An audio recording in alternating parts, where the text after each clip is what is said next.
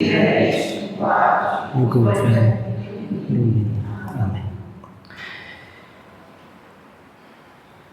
Bem, muito mais uma partilha nossa. Estava pensando sobre este texto, algumas coisas, né? Porque nós sempre escutamos os mesmos textos, principalmente na oitava de Páscoa. São sempre os mesmos textos, nós já sabemos o que vai vir dessa semana. É o texto de Maria Madalena, é o texto do discípulo de Emaús. Nós vamos ver várias partes, né, do mesmo dia, vários aspectos do mesmo dia. Mas é interessante observar aqui que não somente as mulheres, mas todos os que estavam nessa cena receberam o anúncio da ressurreição. As mulheres, os soldados que estavam lá. Todos eles estavam diante do mesmo fato. As mulheres, elas passam pela noite, os soldados que estavam lá passam pela noite. As mulheres, elas sentem o tremor de terra, os soldados que estavam lá também veem o tremor de terra. As mulheres veem o anjo, os soldados que estavam lá também veem o anjo. Só que as mulheres correm com temor e grande alegria. Os soldados, eles vendem a verdade por dinheiro. Os soldados viram tudo. Fiquei pensando nos soldados. Não foi um testemunho indireto, não foi algo que alguém contou para eles. Não foi uma tradição que chegou. Não foi uma fé ensinada. Eles experimentaram tudo. Eles viram o anjo. Eles ficaram como mortos. E mesmo assim não se converteram. Por quê? Porque o problema não é a falta de evidência, é a resistência do coração. Eles vão até os sumos sacerdotes e negociam a verdade. Aí recebem dinheiro para sustentar a mentira. Eles não negam o fato, né? Os sacerdotes até dizem, não, fiquem tranquilos que a gente cuida do resto, vocês não precisam falar o que vocês viram não. Deixa que, se o governador ficar sabendo, deixa que a gente resolve. Vocês fiquem calados, vocês só abafam o caso. Percebam, todo mundo sabe o que aconteceu. Porque isso revela para nós uma coisa um pouco assustadora para nós consagrados, para a nossa própria vida. Que é possível estar diante do milagre e ainda assim rejeitar a Deus. É possível estar diante de nosso Senhor, é possível estar diante da verdade e ainda assim mantê-lo distante. Nós não somos como os soldados que nunca viram o Cristo, que não o conheciam antes, que só tiveram contato com aquele momento. Nós somos como aqueles que já viram até demais, já passamos por muitas graças, né? Já tocamos muitas coisas. Não temos muito como voltar atrás, não dá muito mais. É justamente por isso que temos que tomar cuidado para não correr o risco de não nos impressionarmos mais. Para que as coisas que nós praticamos na nossa vida cotidiana, para que isso daqui não seja mais um tempo litúrgico, mais um canto bonito, mais uma celebração bem feita. Só que não tem impacto, não. Nós precisamos lutar para que a novidade de Deus, que a novidade da ressurreição, ela nos toque e que cause um estrondo no nosso coração. Isso precisa causar um tremor, o tremor de terra que a ressurreição causou na vida daqueles que estavam ali. Tremor de terra, todos perceberam, cada consagração, cada transubstanciação, quando o padre eleva a Eucaristia, aquilo precisa causar um tremor no meu coração. É o meu Jesus. Meu coração precisa ficar inquieto, ansioso, expectante. Eu preciso comungar, eu preciso adorar a Deus, eu não posso não posso ficar parado. Isso aqui não é só beleza, isso aqui é muito mais. Meu coração precisa ficar ardente, desejoso. Não podemos ficar acomodados, né? Acho que para nós aqui, forma muito maior, muito pior de vender o Cristo como soldados é a acomodação espiritual. Eles mentem conscientemente. Nós podemos viver a verdade como se não existisse nada. Eles recebem moedas, nós recebemos conforto, rotina, estabilidade. É interessante pensarmos na nossa vida de consagrado, né? Falo por mim, né? Cada um coloque para si. Falo por mim, a vida do padre é uma vida muito tranquila, se você colocar parâmetros, né? A vida do padre é uma vida muito tranquila.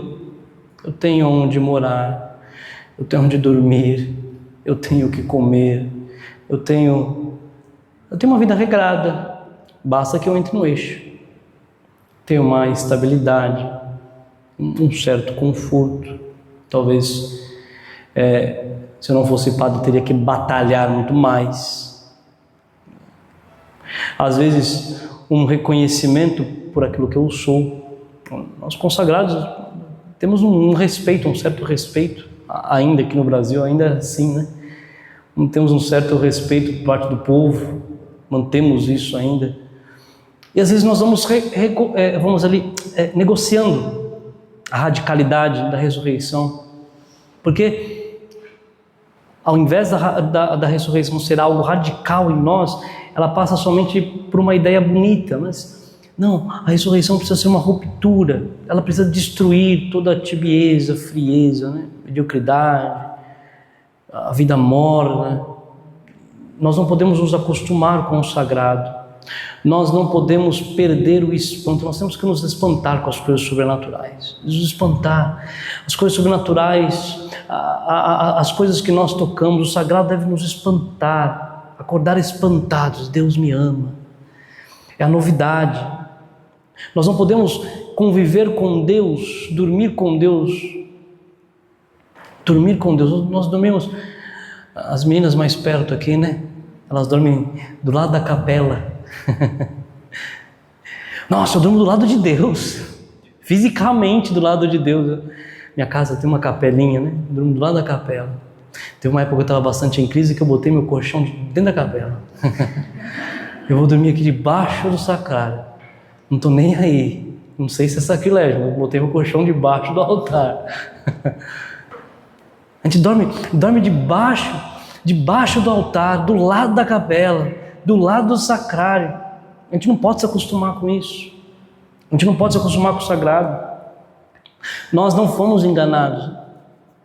É o contrário, nós somos chamados, não somos enganados. Ninguém aqui está enganado. É a realidade.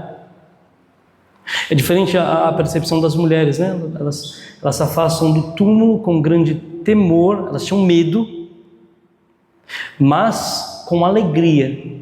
E a alegria as faz vencer o medo e elas correm para anunciar. Porque aqui está o sinal ardente daquele que encontrou o ressuscitado e que vive o ressuscitado. Não permanece no mesmo lugar, não fica parado, não guarda nada para si, corre, não para de correr.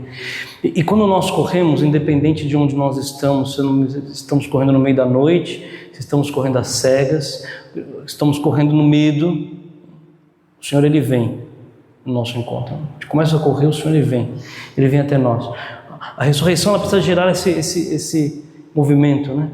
Essa urgência, essa transformação. E quando nós corremos ao encontro do Senhor, o Senhor vem até nós. Elas tinham medo, mas o medo não paralisou, porque a alegria é muito maior. O espanto, mas não o espanto de tremor, mas o espanto de surpresa. Ele ressuscitou, era muito maior. A alegria era muito maior. Então, a ressurreição, e como nosso carisma nos pede, né? Nós vivemos da ressurreição, nós nascemos assim. Então, precisa quebrar em nós, né? Toda espécie de assídia, reacender o amor, nos tirar dessa paralisia, se nós estamos. Não é possível, de fato, né? Viver o ressuscitado e continuar do mesmo jeito. E o Evangelho de hoje nos dá esta escolha, a escolha de fazer como os soldados ou como as mulheres, vender ou anunciar, esconder ou correr, endurecer ou se deixar transformar. É a nossa escolha. E nós não deixemos que a vida religiosa caia nisso, essa fidelidade externa, bonita, agradável, mas sem fogo interior. Precisamos deste fogo para viver. Não pode ser neutro. Cristo ressuscitou. Isso não pode ser mais um tempo pascal. Isso não pode passar sem nos rasgar por dentro. Pensamos nesses dias, né? Vocês vão fazer o retiro de vocês, vou fazer o meu. Pensamos nesses dias que o Senhor... Pensamos com clareza, Senhor, não nos permita que eu me venda. Não me permita que eu me venda. Senhor, não me deixe que eu me acostume, não deixe que eu me acostume com o sobrenatural, com a Tua graça. Dai-me um coração que ainda se espantado com as coisas, que treme ante o natural, as coisas naturais, que correm, um coração que ainda corre. Às vezes no cansaço é assim, então estamos cansados.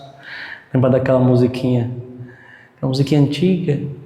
Meu cansaço, que a outros descansem, amor que almeja seguir amando.